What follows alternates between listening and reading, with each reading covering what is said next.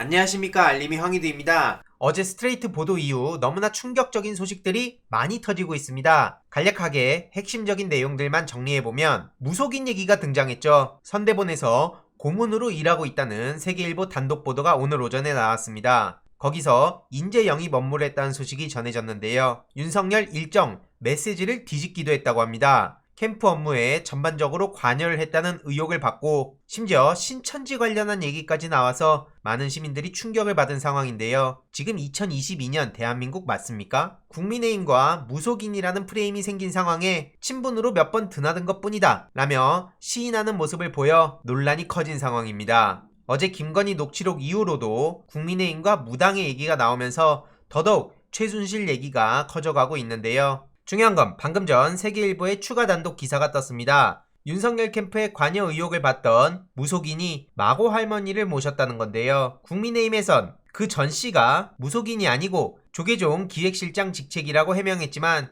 실상은 다른 거라는 겁니다. 조계종 역시 선을 긋는 모습을 보였고요. 하는 말마다 저렇게 거짓말이 계속해서 탄로나고 있는 겁니다. 어마어마한 스노우볼이 굴러가고 있는데요. 지난 경선 때부터 이미 현 상황에 대한 경고가 나오기도 했었습니다. 최순실 트라우마가 재현된다 라는 얘기가 지금 현실이 돼가고 있는 거죠. 이에 대해서 당대표가 아니라 평론가 이준석의 입장이 나올 거라고 하나 예언을 하지 않았습니까? 최대한 남의 일인 것처럼 평가하거나 아니면 모른 척 넘어가려고 할 텐데 친윤 스피커 진중권 씨랑 전혀 다를 바가 없어 보입니다. 경선 때 무속인에 대한 우려, 최순실에 대한 우려 진작 나왔었고 그 실체가 하나씩 드러나고 있는 상황이죠. 결국 김건희와 최순실, 심지어 일각에선 최순실 상위 호환이다, 정말 무시무시한 사람이다, 이런 얘기까지 나올 정도입니다. 이걸 걸크러쉬로 어떻게든 포장하려 하고 있지만 그런 대응이 중도층에겐 더더욱 안 좋게 전해지고 있고요. 이에 대해서 홍준표 의원이 최순실 사태로 급속히 흘러가고 있다, 정말 충격이다, 가슴이 먹먹해진다, 이런 글을 오전에 올렸었습니다. 하지만 이후로 펜코에서는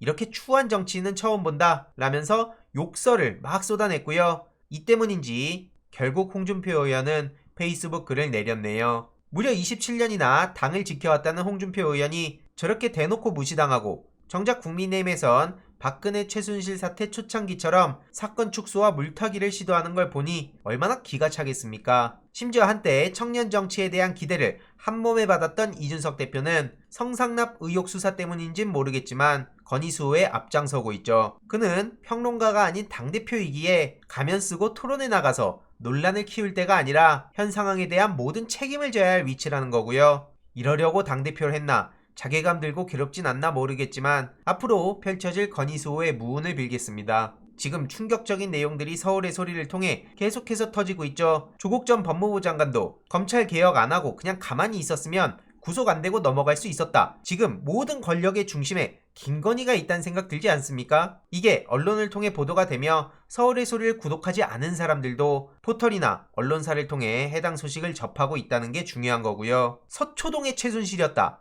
너무나 충격적이다, 특히 내가 정권 잡으면 이라는 김건희의 워딩이 자꾸만 귀에 맴돈다, 이런 반응까지도 전해지고 있습니다. 국민의힘이 국민께 심려 송구하다는 입장을 밝혔는데 사적 대화 타령하면서 물타기 하려 하지만 씨알도 안 먹히는 것 같고요. 중요한 건 이준석 대표는 별거 아니라고 허세를 부리는데 국민의힘은 국민께 심려 송구하다는 거 쇼로 보이는 거 아닙니까? 현재 이준석 대표는 국민의 적이라며 사퇴 요구도 굉장히 많이 받고 있습니다. 국민의힘 당원 일동이 저렇게 나선다는 거고요. 온라인에선 별거 없잖아 라는 식으로 여론을 몰아가려고 저렇게 성의 없이 똑같은 내용들을 각종 카페에 복사 붙여넣기 하는 모습 보이지 않습니까? 이게 도대체 말이나 되는 건지 황당해서 뭐라 말이 안 나오죠. 결국 이준석 대표가 그렇게 자랑하던 크라켄은 저런 조직적 움직임을 전혀 포착 못하나 봅니다. 애초에 그건 어설픈 퍼포먼스에 불과했을 뿐 아무 쓸모 없다는 게 드러난 거고요. 저런다고 최순실 시즌2 김건희 만행을 덮을 수도 없습니다. 무엇보다 준비된 경제대통령 이재명 후보의 강점을 어떻게든 가리려 하는데 그마저도 쉽지 않아 보이고요.